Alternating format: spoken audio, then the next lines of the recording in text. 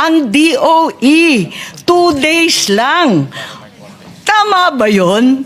Parang wala kayong urgency sa katawan, ayos lang. Can you please explain the rationale for this madness? At nagagalit ang tao, 2 araw lang kayo magtatrabaho sa harap ng krisis? Ang daming nagre-reklamo, wala daw silang mahagilap sa DOE, PNOC for the approvals of contracts, for the approvals of different projects. Walang tao, 2 araw lang, di nila alam kung sinong papasok, sinong hindi. Doon pa sa 2 araw, kalahati lang daw papasok, 50% daw yung memo ninyo. Bakit ganun? Kayo inaasahan.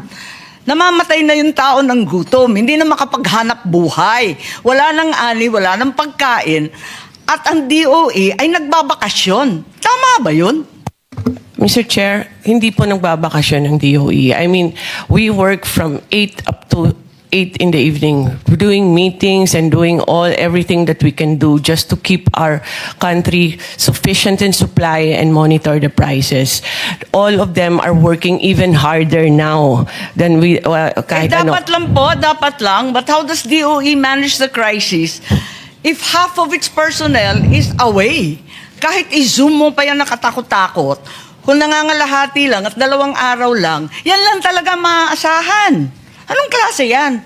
Lahat ng gobyerno, 4 na araw. Ang sabi ng Pangulo, 4 na araw. Ang private company, wala ngang tapang na magsara kahit 1 araw sa nerbiyos dahil ang sama ng kalagayan natin. Bakit kayo 2 days? Marami pang magtatanong. May isa na lang huling hirit ako kay Secretary Garin. Alam natin, ang lead agency ng department ng krisis na ito, ang inaasahan na tutulong at tututok sa krisis ng langis ay ang Department of Energy. Tama po ba?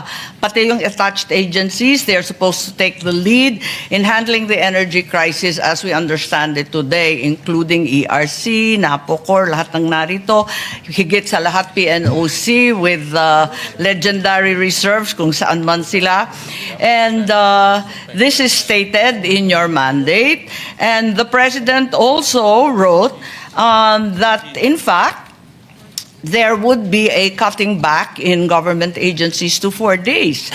However, I am in possession of Department Order DO 2026-03-0006, under which the department, through the order of the Secretary, has adopted only 2 days of on-site work per week, with only 50% of DOE officials and employees reporting.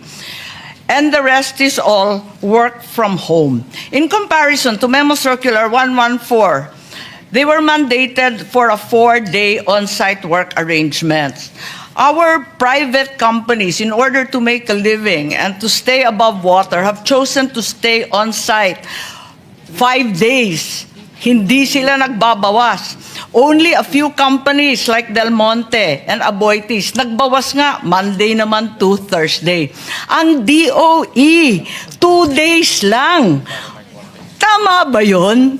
Parang wala kayong urgency sa katawan, ayos lang. Can you please explain the rationale for this madness? At nagagalit ang tao, 2 araw lang kayo magtatrabaho sa harap ng krisis? Mr. Chair, work from home doesn't mean that we don't work, ma'am. We work every day. We meet every day, even in weekends. We haven't stopped actually for 8 weeks already. Yan kasi sinabi ninyo kanina na yung i-accelerate yung approvals. Ang daming nagre-reklamo. Wala daw silang mahagilap sa DOE, PNOC for the approvals of contracts, for the approvals of different projects. Walang tao. 2 araw lang. Di nila alam kung sinong papasok, sinong hindi. Doon pa sa 2 araw, kalahati lang daw papasok. 50% daw yung memo ninyo. Bakit ganun? Kayo inaasahan. Namamatay na yung tao ng gutom, hindi na makapaghanap buhay. Wala nang ani, wala nang pagkain. At ang DOE ay nagbabakasyon. Tama ba yun? Mr. Chair, hindi po nagbabakasyon ng DOE. I mean, we work from 8 up to 8 in the evening, doing meetings and doing everything that we can do just to keep our country sufficient in supply and monitor the prices. All of them are working even harder now than we kahit ano. Dapat lang po, dapat lang. But how does DOE manage the crisis if half of its personnel is away? Kahit i-zoom mo pa yan nakatakot-takot, kung nangangalahati lang at 2 araw lang, yan lang talaga maaasahan. Anong klase yan? Lahat ng gobyerno, 4 na araw. Ang sabi ng Pangulo, 4 na araw. Ang private company, wala ngang tapang na magsara kahit 1 araw sa nervyos dahil ang sama ng kalagayan natin. Bakit kayo 2 days? 2 days, ma'am, because we are aware that we have to save energy and electricity in this. From the get-go, we wanted to Sa push. sobrang saving naman ninyo, Secretary Garin, hindi naman yata tama na walang pumapasok yung mga oil stakeholders, lahat ng umaasa na makabili ng mas murang langis, walang mahagilap sa DOE. Wala raw katao-tao sa PNOC. Wala daw tao sa ERC. Ano ba ito? Mr. Chair, the bureau that's OIMB, that's downstream, that's there all the time, even on weekends. PNOC is there also. ERC is there also. All the personnel na dapat nag-handle ng mga frontline natin, nandyan, Mr. Chair. Those that are not in the office are continuously working. These are all, we have had a system of e-signatures, and this is not lang. I'm sorry, pero hindi po I mean, you can see naman kung ano yung pinanggagawa namin over the last 8 weeks. It is not because they are at home and they are not doing anything or nanonood lang ng TV doon or hindi nagtatrabaho. We can show it in our accomplishments, Mr. Chair. Lahat po sila overtime yan. Hindi po nagtigil ang trabaho dahil work from home. The objective of work from home is not to stop working. It is to become more efficient.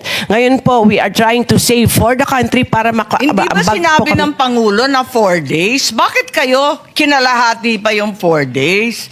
Hirap na hirap. Yung mga pumupunta sa DOE, magpapapirma sa PNOC, walang tao. Andito Section 3 mo Eto the DOE shall implement a hybrid work arrangement whereby officials and employees shall render 2 days on-site work per week. Ibig sabihin, wala sila doon. Sino naman ang magtatrabaho? Sinong pipirma? Sinong kakausapin? Sino mag-a-approve ng kinakailangan natin kapag ganyan? Kaya pala, pag nagtatanong kami, wala na kayong sinabi, kundi pag-aaralan, i-review, babalikan, pagmimitingan. Kasi nga, 2 days a week. Mr. Chair, PNOC is a GOCC, so I cannot speak for them, but I'm speaking in behalf of the Pareho rin po. But all contracts are all on deadline, Mr. Chair. Wala po kaming lahat po ng mga service contracts. We only have 30 working days for that to sign, and those are signed before the 30 days. Lahat po ng meetings, we are still ongoing with that. Even our oil companies, our bulk distributors, everyone po, minimit po yan. Wala pong tigil po yan.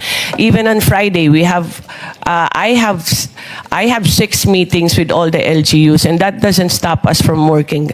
Just the fact that baka sa iba po, pag work from home, di sa magtatrabaho. Pero eto po yung DOE nagtatrabaho. I don't know what the arrangement is with PNOC. Secretary naman, paano pipirma ng mga permitting na sinasabi nyo na accelerated hybridization? Paano pipirma ng iba't ibang mga renewable projects? Walang tao dun sa opisina. We're automated, Mr. Chair. Pambira. Hindi naman online yung approval It's online, Mr. Chair, because of the EVOS. Hindi po. Marami po nagre-reklamo. In any case, I think that this memo that the lead agency will work as a mere 2 days a week in the face of this crisis is reprehensible and incomprehensible. Talaga naman habang ang taong bayan ay hirap na hirap, ang ating mga mangingisda ay naghihikahos, ang presyo ng pagkain at ang langis ay hindi ubos maisip, abay walang pakialam ang DOE at sila ay nagbabakasyon 2 araw sa 1 linggo ang pasukan. Yun lang ang masasabi ko. Maraming salamat po. Mr. Chair, hindi po kami nagbabakasyon, Mr. Chair. We work very, very hard. I mean, all our USECs have individual assignments. Sa power, naayos po yung power. On the supply side po, non-stop po yan, paghanap ng supplier. On enforcement, our offices, even though wala kaming tao, pinupuntahan po lahat po ng mga reklamo. It's not stopping the work, Mr. Chair. Our efficiency is even higher now because we are, despite the fact that we are work from home. Hindi po na titigilan yan. If there are applications for service contracts for renewable energy, that goes through EVOS. And all of that is on time. Those are applications, we comply with it, with the legal requirement that it has to be finished in 30 calendar days. Wala pong deemed approved yan kasi bawal po yan sa DOE. So we are doing everything on time. And if there are applications, our frontliners are there. Naka-assign yan na dapat kung may nag-apply po ng gusto nilang bagong gas stations, the office of Director Rino is there and they're actually practically there 7 days a week because of all these problems, Mr. Chair. Secretary, I have no desire to argue with you, but the facts are evident. There's only a 2-day week as far as DOE is concerned at saksakan ng dami ng reklamo mula sa iba't ibang sektor, higit sa lahat ang sektor ng langis. Yun lang. Kaya siguro kung maaari, balikan kaya natin itong memo ng ating Pangulo na 4-day on-site. At least man lang yung DOE. Bigyan ng konting diin itong krisis na hinaharap ng ating bansa. May I suggest to the good secretary, I know that dahil sa EVOS law, lahat electronic. No? We push for that law na lahat electronic time-bound in approval. But I think because of the magnitude of the problem right now on oil supply, nako-focus lahat sa DOE. So may I suggest just to revisit that policy of 2-day work week.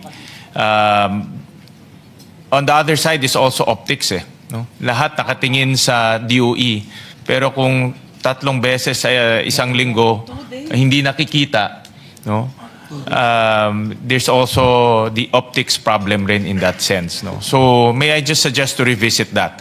Tingnan kung talagang effective and efficient ang nagiging output. Mr. Chair, yes, we will revisit, Mr. Chair. And also, we are also pushing for energy efficiency for everyone. Kasi this problem can go on for 6 months to 1 year. And it seems like even this week's news, it's going to get worse because of the pronouncements of President Trump. So we are pushing for efficiency in electricity as well as in fuel. Kasi kailangan talaga everybody has to practice this behavior. And as mentioned by the good chairman, we will revisit the advisory, Mr. Chair. Thank you. Thank you. Before I... May I, Mr. Chairman, just a very short interjection. Me being the author and sponsor of work from home law, Mr. Chairman, and we fought for this measure for quite some time, and I understand where the secretary is coming from. She wanted to do everything and become the model department for the government. Pero just like what the chairman has mentioned a while ago, and I would also appeal, Mr. Chair, for the secretary to consider this more on optics, Mr. Chairman, kasi talagang yung taong bayan tinitingnan ng DOE as a very important department, and if it is in the headlines and everywhere na twice a week lang sila pumapasok, hindi ho talaga mahirap i-defend, no? Despite the fact na I would think, Mr. Chairman, that the secretary is doing her best to ensure that they are doing their jobs and that they are complying with all their targets, etc. Pero hindi talaga maganda yung 2 beses sa isang linggo pumapasok yung sa pandinig yung mga kawani ng pamahalaan dun sa Department of Energy. So salamat, Secretary. Salamat din, Mr. Chair.